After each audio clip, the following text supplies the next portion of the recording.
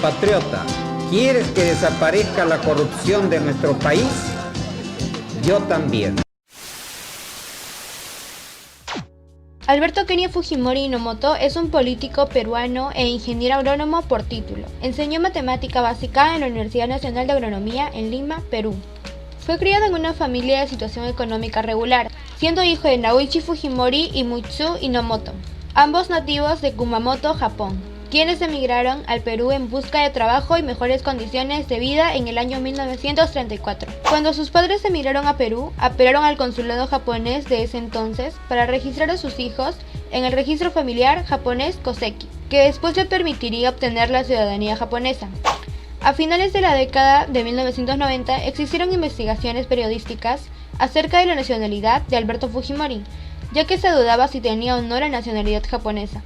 Finalmente se determinó que era peruano de nacimiento y de ascendencia japonesa. En 1957 empezó sus estudios superiores en la Universidad Nacional Agraria La Molina, donde obtuvo el título profesional en Ingeniería Agrícola en el año 1961. Siguió cursos de física en la Universidad de Estrasburgo, en Francia, en 1964, y posteriormente estudió en la Universidad Wisconsin-Milwaukee, en los Estados Unidos. Hizo una disciplina conducente y una maestría en matemáticas en los 60. El 25 de julio de 1974 se casó con la ingeniera civil Susana Higuchi, con quien tuvo 4 hijos: Keiko Sofía, Hiro Alberto, Sachi Marcela y Kenji Gerardo. En 1994 se divorciaron. Durante 10 años ejerció la presidencia desde julio de 1990 hasta noviembre del 2000. Cuando Alberto Fujimori fue elegido presidente por primera vez, la constitución política del Perú que se encontraba vigente era la de 1979, la misma que en su artículo 205 prohibía la reelección inmediata. Sin embargo, entre enero y septiembre de 1993, el nuevo Congreso Constituyente Democrático se encargó de elaborar y aprobar un nuevo texto constitucional que contaba con 206 artículos y 15 disposiciones finales y transitorias, que debía ser aprobada por la ciudadanía en un referéndum. En octubre de ese mismo año se realizó la consulta con un 52,24%. La nueva constitución fue aprobada y uno de los cambios que presentaba era la posibilidad de la reelección presidencial inmediata, lo que le permitió a Fujimori postular para un segundo mandato. Su rival en esta ocasión fue el ex secretario general de la ONU, Javier Pérez de Cuellar, quien fue embajador de Perú en Suiza, en la Unión Soviética, Polonia y Venezuela. Un factor que ayudó a la victoria del mandatario fue la disputa limítrofe entre el Perú y Ecuador. El área de litigio era la denominada Cordillera del Cóndor, que abarcaba 340 km². Luego de un violento choque militar en marzo de 1995, ambos países firmaron 2 acuerdos de cese al fuego que iniciaron las negociaciones de paz. Luego vendrían las declaraciones de paz de Itamaraty, en la que las partes en conflicto se comprometieron a resolver el problema de forma pacífica. Un año después se signó el Acuerdo de Santiago, con el cual se establecieron los procedimientos de las negociaciones globales y definitivas. Finalmente, en octubre de 1998, Alberto Fujimori y Jamil Mahuad, presidente de Ecuador, firmaron el Acta Presidencial de Brasilia, el cual fijaba definitivamente el límite fronterizo. Para 1996, los días de violencia terrorista parecían haber quedado atrás. Por eso, cuando el 17 de diciembre de ese año un grupo de terroristas del grupo MRTA tomaron la residencia de Japón en Lima, fue un shock para muchos. Aún porque entre los rehenes se encontraban políticos, militares, empresarios, diplomáticos de varios países y gente muy importante.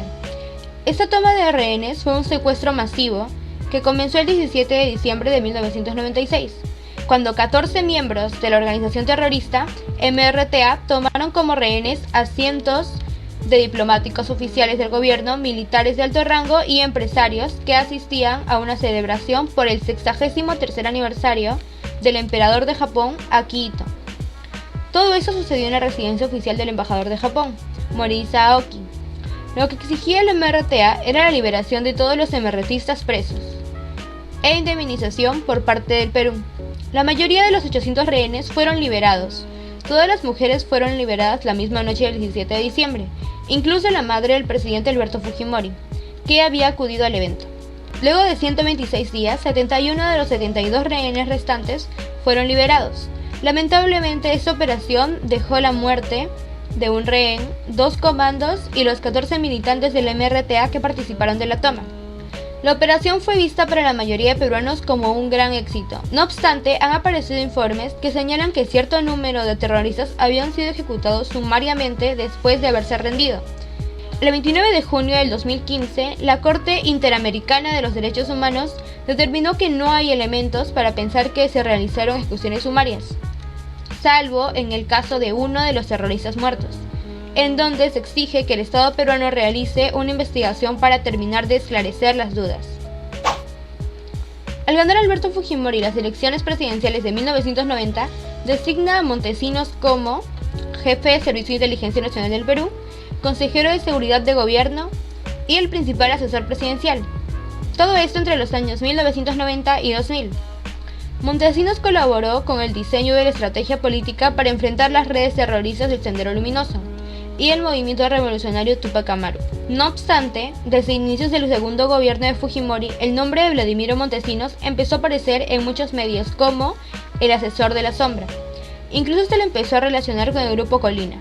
Pero en agosto de 1996, el Congreso rechazó un proyecto para establecer una comisión que lo investigara. ¿Pero quién era Vladimiro Montesinos?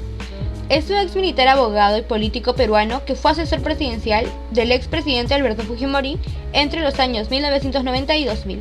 También fue procesado porque en 1976 fue acusado de proporcionar a Estados Unidos una lista que detallaba el armamento de origen soviético del Perú y las nuevas adquisiciones de armas para una posible guerra con Chile, en ese entonces liderado por Pinochet.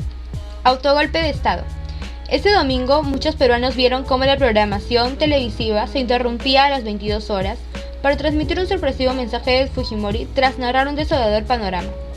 En el país, sus tristemente recordadas palabras fueron: disolver temporalmente el Congreso de la República hasta la aprobación de una nueva estructura orgánica del Poder Legislativo, la que se aprobará mediante un plebiscito nacional. Segundo, reorganizar totalmente el Poder Judicial, el Consejo Nacional de la Magistratura, el Tribunal de Garantías Constitucionales y el Ministerio Público para una honesta y eficiente administración de justicia. Tercero, reestructurar la Contraloría General de la República, con el objeto de lograr una fiscalización adecuada y oportuna de la administración pública, que conduzca a sanciones drásticas para los responsables de la malversación de los recursos del Estado. Reitero que como ciudadano elegido por las grandes mayorías nacionales, solo me anima el deseo de lograr la prosperidad y la grandeza de la nación peruana. Y ello solo será posible a través de una profunda transformación del Estado y sus instituciones para que éstas se constituyan en verdaderos motores del desarrollo y la justicia social.